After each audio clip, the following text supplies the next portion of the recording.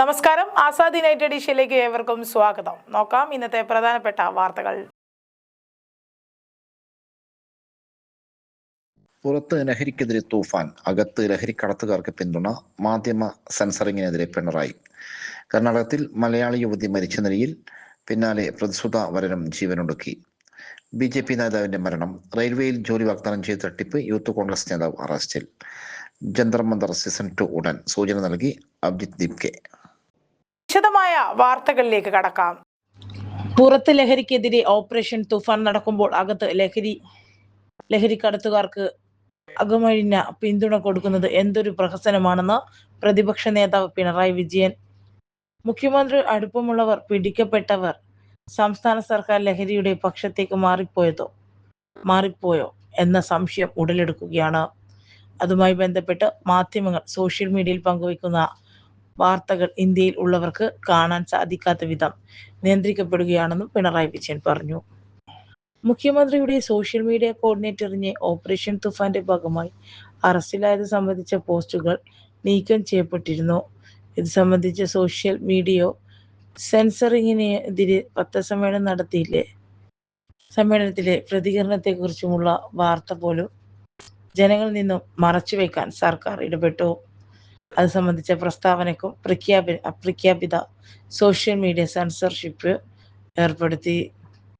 അടിയന്തരാവസ്ഥ കാലം മുതൽ അധികാരത്തിന്റെ മാർക്കറ്റ് മുഷ്ടി ഉപയോഗിച്ച് മാധ്യമങ്ങളുടെയും പ്രതിപക്ഷത്തിന്റെയും അഭിപ്രായ സ്വാതന്ത്ര്യത്തെയും അടിച്ചമർത്താനാണ് മുഖ്യമന്ത്രി UDF ശ്രമിക്കുന്നത്.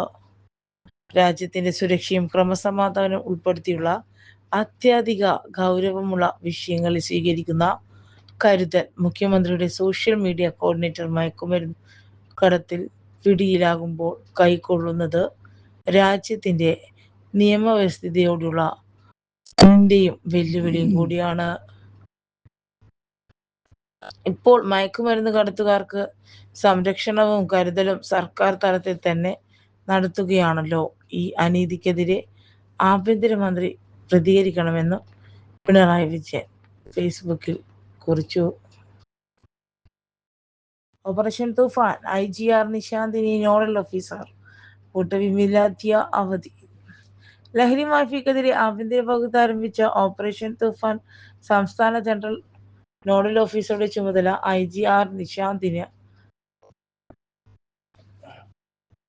നോഡൽ ഓഫീസറായിരുന്ന IG കൂട്ടവിമലാദിത്യ അവധിയിൽ പോയതിനെ തുടർന്നാണ് നിശാന്തിനിക്ക് താൽക്കാലിക ചുമതല നൽകിയത്. ഓണം കഴിഞ്ഞാൽ ഓപ്പറേഷൻ തൂഫാൻ രണ്ടാം ഘട്ടം ആരംഭിക്കുമെന്ന് കഴിഞ്ഞ ദിവസം ആഭ്യന്തരമന്ത്രി വ്യക്തമാക്കിയിരുന്നു. കർണാടകത്തിൽ മലയാളി യുവതി തൂങ്ങി മരിച്ച നിലയിൽ, പിന്നാലെ പ്രതിശ്രുത വരന് ജീവനൊടുക്കി.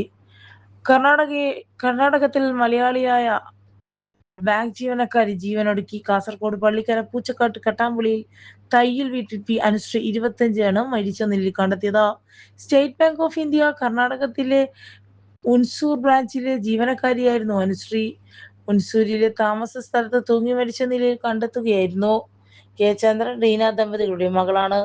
അനുശ്രീയുടെ വിവാഹം ഡിസംബർ 26 തീരുമാനിച്ചിരിക്കെയാണ് മരണം. 1.5 വർഷം മുമ്പാണ് ബാങ്കിൽ ജോലി കിട്ടിയത്. ബുധനാഴ്ചയാണ് രാവിലെ ഉൻസൂരിൽ വാടകയ്ക്കെടുത്ത വീട്ടിൽ അനുശ്രീയെ കൂടെ താമസിക്കുന്ന സഹപ്രവർത്തക മരിച്ച നിലയിൽ കണ്ടത്. ഉടൻ മറ്റു ബാങ്ക് ജീവനക്കാരുടെയും പോലീസിനെയും ബന്ധുക്കളെയും അറിയിക്കുകയായിരുന്നു. മൃതദേഹം പോസ്റ്റ്മോർട്ടത്തിന് ശേഷം കാട്ടാമ്പള്ളിയിലെ വീട്ടുവളപ്പിൽ സംസ്കരിച്ചു. യുവതി മരിച്ചതിന് പിന്നാലെ പ്രതിശ്രുത വരനെയും മരിച്ച നിലയിൽ കണ്ടെത്തി. കണ്ണൂർ അമ്പലത്തട്ട് സ്വദേശി VK അമലാണ് മരിച്ചത്. എറണാകുളം ജോലി വരികയായിരുന്നു അമൽ. എറണാകുളത്തെ ഹോട്ടൽ മുറിയിൽ അമലിനെ തൂങ്ങി മരിച്ച നിലയിലാണ് കണ്ടെത്തിയത്. ഒരു മരണങ്ങളെ കുറിച്ചും കൂടുതൽ വിവരങ്ങൾ അറിവായിട്ടില്ല.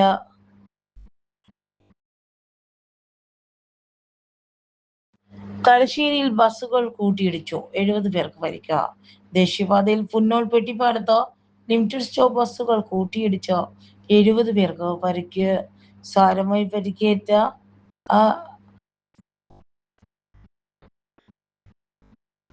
സാരമായി പരിക്കേറ്റ 6 പേരെ കണ്ണൂരിലെ സ്വകാര്യ ആശുപത്രികളിലും പ്രവേശിപ്പിച്ചു. ബുധൻ പകൽ 1 അപകടം. തലശ്ശേരിയിൽ നിന്നും കോഴിക്കോടേക്ക് പോവുകയായിരുന്ന ജാക്ലയൺ ബസ് നിയന്ത്രണം വിട്ട് കോഴിക്കോട് നിന്നും കണ്ണൂരിലേക്ക് വരികയായിരുന്ന ഗംഗോത്രി ബസ്സിൽ ഇടിക്കുകയായിരുന്നു. അപകടത്തെ തുടർന്ന് ദേശീയപാതയിൽ ഗതാഗതം തടസ്സപ്പെട്ടു. നാട്ടുകാരും മറ്റ് യാത്രക്കാരും ചേർന്നാണ് പരിക്കേറ്റവരെ രക്ഷപ്പെടുത്തി ജനറൽ ആശുപത്രിയിൽ എത്തിച്ചത്. ഗുരുതര പരിക്കുമായി പരിക്കേറ്റവരെയും വിദഗ്ധ ചികിത്സ ആവശ്യമായവരെയും തലശ്ശേരിയിലെ വിവിധ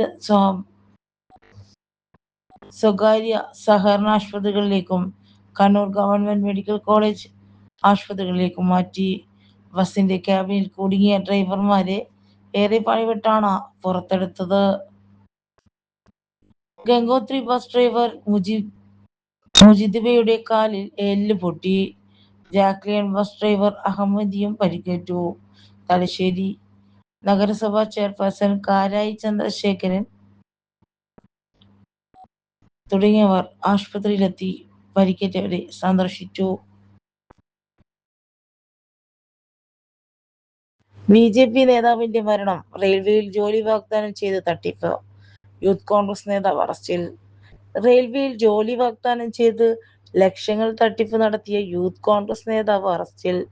എറണാകുളം മറ്റൂർ മാണിക്യമംഗലം മോറപ്പള്ളി വീട്ടിൽ വൈശാഖ് എസ്. ദർശനാണ് പിടിയിലായത്. തലശ്ശേരിയിലെ ബി.ജെ.പി. നേതാവ് പെരുന്താറ്റിൽ തിരുവാതിരയിൽ രതീശന്റെ ആത്മഹത്യ സംബന്ധിച്ച അന്വേഷണത്തിലാണ് യൂത്ത് കോൺഗ്രസ് നേതാവ് കുടുങ്ങിയത്. യൂത്ത് കോൺഗ്രസ് നേതാവ് വൈശാഖ് ദർശന്റെ ജോലി തട്ടിപ്പിൽ കുടുങ്ങിയാണ് ഗത്യന്തരമില്ലാതെ ബി.ജെ.പി. എരനോളി പഞ്ചായത്ത് മുൻ പ്രസിഡന്റ് പുതിയ ബസ് സ്റ്റാൻഡിനടുത്ത സ്വന്തം ഓഫീസിൽ തൂങ്ങി മരിച്ചത്. പ്രധാനമന്ത്രി ആവാസ് യോജന ഉൾപ്പെടെയുള്ള കേന്ദ്ര സർക്കാർ ആനുകൂല്യങ്ങൾ ലഭ്യമാക്കുന്ന ഹർജികൾ തയ്യാറാക്കി നൽകുന്നതായിരുന്നു ഓഫീസ്. റെയിൽവേയിൽ ജോലി വാഗ്ദാനം ചെയ്ത രതീശൻ വഴി യൂത്ത് കോൺഗ്രസ് നേതാവ് 25 ലക്ഷം രൂപ വാങ്ങിയിട്ടിരുന്നു. ടി.ആർ. പോസ്റ്റിലേക്ക് വ്യാജ നിയമനം കത്തും നൽകി. എന്നാൽ ആർക്കും ജോലി ലഭിച്ചില്ല. ഈ മാസം ആദ്യ പണം തിരിച്ചു നൽകുമെന്ന് വൈശാഖ് ഉറപ്പു നൽകിയിരുന്നു. വൈശാഖ് വാക്കു പാലിക്കാതെ വഞ്ചിച്ചതോടെയാണ് ആഗസ്റ്റ് 3 രാവിലെ രതീഷ് ജീവനൊടുക്കിയത്. രതീഷിന്റെ ആത്മഹത്യാക്കുറിപ്പിൽ വൈശാഖ് ദർശൻ വഞ്ചിച്ചതായി സൂചിപ്പിച്ചിരുന്നു. ആത്മഹത്യാ പ്രേരണ കുറ്റം ചുമത്തിയാണ് യൂത്ത് കോൺഗ്രസ് നേതാവിനെ അറസ്റ്റ് ചെയ്തത്. യൂത്ത് കോൺഗ്രസ് മുൻ സംസ്ഥാന വൈസ് പ്രസിഡന്റ് വൈശാഖൻ ഇയാളെ തലശ്ശേരി ജുഡീഷ്യൽ 1-ാം ക്ലാസ് മജിസ്ട്രേറ്റ്സ് കോടതിയിൽ ഹാജരാക്കി റിമാൻഡ് ചെയ്തു. റെയിൽവേയിൽ ജോലി വാഗ്ദാനം ചെയ്ത് പണം പിരിക്കുന്ന തട്ടിപ്പ് സംഘത്തിലെ പ്രധാനിയാണ് അറസ്റ്റിലായ യൂത്ത് കോൺഗ്രസ് നേതാവ്. ഇയാളുടെ വലയിൽ തലശ്ശേരിയിലെ ബി.ജെ.പി. നേതാവ് എങ്ങനെ കുടുങ്ങിയെന്നടക്കമുള്ള കാര്യങ്ങൾ തുടരന്വേഷിച്ചു വരികയാണ്. ജന്തർ മന്ദർ സീസൺ 2 ഉടൻ. സൂചന നൽകി അഭിജിത്ത് ദീപ്കെ. ഡൽഹിയിലെ ജന്തർ മന്ദറിൽ പുതിയ പ്രതിഷേധത്തിന് ഒരുങ്ങുന്നതിനായി സൂചന നൽകി cockroach Janata party. Jantar Mantar season 2 ഉടൻ ആരംഭിക്കുമെന്ന് ബി.ജെ.പി. സ്ഥാപകൻ അഭിജിത്ത് ദീപ്കെ വ്യക്തമാക്കി. വിദ്യാഭ്യാസ മേഖലയിലെ പ്രശ്നങ്ങൾക്ക് പ്രാധാന്യം നൽകി ലിസണിംഗ് ടൂർ നടത്തുമെന്നും ബി.ജെ.പി. പറഞ്ഞു. എന്നാൽ പ്രതിഷേധത്തിന്റെ തീയതി, വേദി, ഉന്നയിക്കാനിരിക്കുന്ന ആവശ്യങ്ങൾ എന്നിവയെക്കുറിച്ച് വ്യക്തമാക്കിയിട്ടില്ല. ജന്തർ മന്ദറിന്റെ സീസൺ 2 എപ്പോൾ ആരംഭിക്കുമെന്ന് നിരവധി പേർ ഇൻസ്റ്റഗ്രാമിൽ ചേർക്കുന്നുണ്ടെന്നും സീസൺ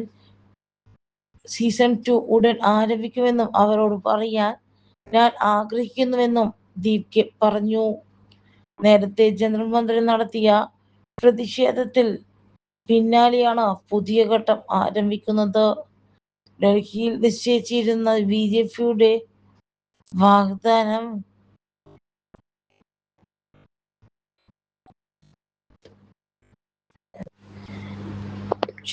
ഡൽഹിയിൽ നിശ്ചയിച്ചിരുന്ന CJPയുടെ യോഗം അവസാന നിമിഷം റദ്ദാക്കേണ്ടി വന്നതിന് പിന്നാലെയാണ് ദീപ്കയുടെ പ്രഖ്യാപനം.